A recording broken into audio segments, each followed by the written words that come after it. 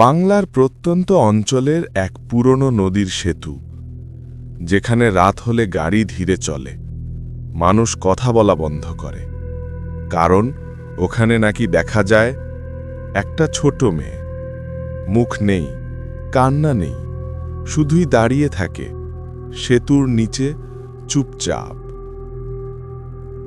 আজ আপনি শুনতে চলেছেন সেই মেয়েটির অভিশাপ, যে বেঁচে থাকতে কারো ক্ষতি করেনি, কিন্তু মারা যাওয়ার পর সে প্রতিশোধ নিয়েছিল সবাইকে থেকে, যারা তাকে সেতুর নিচে ফেলেছিল।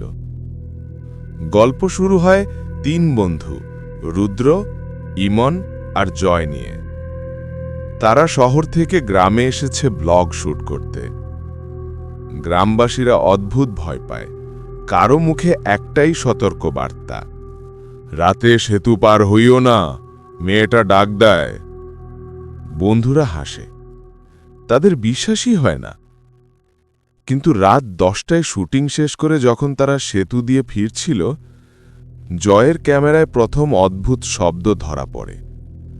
ছপ ছপ ছপ, পানিতে যেন কেউ হাঁটছে। রুদ্র টর্চ ফেলে, কেউ নেই।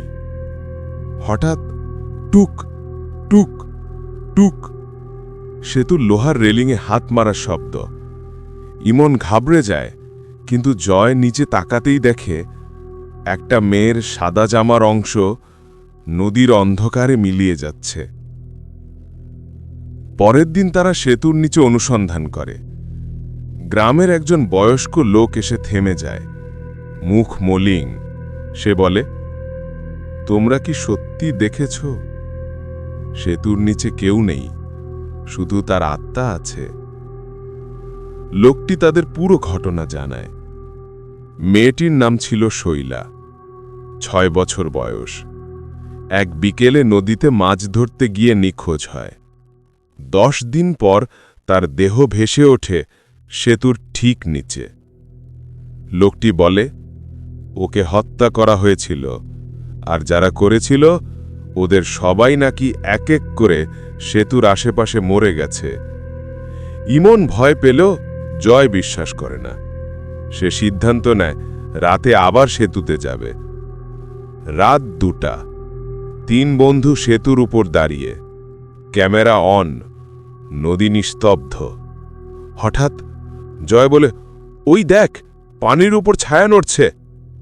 রুদ্র বলে, ওটা নিশ্চয়ই মাছ। কিন্তু ঠিক তখনই সেতুর নিচ থেকে শোনা যায় একটা মেয়ের কণ্ঠ, এখন নিয়ে যাবে না আমাতে? বন্ধুরা থমকে যায়। ভয়ঙ্কর নীরবতা ভেঙে সাদা জামা পরা ছোট্ট মেয়েটি উঠে আসে। চুল ভেজা, চোখ নেই, শুধু ঘন কালো গর্ত। ইমন জ্ঞান হারিয়ে পড়ে যায়, রুদ্র পিছিয়ে যায়। কিন্তু জয় ক্যামেরা নামায় না। মেয়েটির মারা যাওয়া শরীর ধীরে ধীরে সেতুর উপর ওঠে। তার কণ্ঠ, তোমরা ওদের মতো হবে না, তাই না? জয় কাঁপতে কাঁপতে জিজ্ঞেস করে, তোমাকে কে মেরেছিল? মেয়েটির মুখ বিকৃত হয়ে যায়। যারা আমার বাপ মাকে মেরেছিল তারাই আমাকে নদীতে ফেলেছিল, আর তাদের শেষ সময় আমি দেখেছি। 3 বন্ধু মেয়েটির আত্মাকে শান্ত করার জন্য পুরনো খুনিদের খোঁজে বের হয়। গ্রামের মানুষ সত্যিটা লুকিয়ে রেখেছিল। খুনিদের 3 জনই নাকি নিজে পড়ে মারা গেছে সেতুর আশেপাশে। কিন্তু পুলিশের পুরনো রিপোর্টে জয় একটা অদ্ভুত নোট খুঁজে পায়। মৃত্যুর আগে সব অপরাধীরাই একই কথা বলেছিল, সেতুর নিচে ছোট এক মেয়ে আমাকে ডাকছে। এটি প্রমাণ করে মেয়েটি প্রতিশোধ নিয়েছিল। জয় সেতুর কাছে ফুল নিয়ে গিয়ে দাঁড়ায়। সে বলে, শৈলা, তোমার কোনো অপরাধ ছিল না, তুমি শান্ত হও।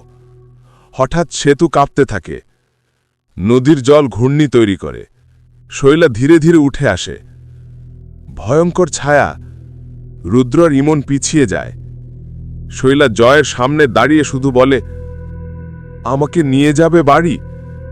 জয় কাঁদতে কাঁদতে বলে, হ্যাঁ, নিয়ে যাব।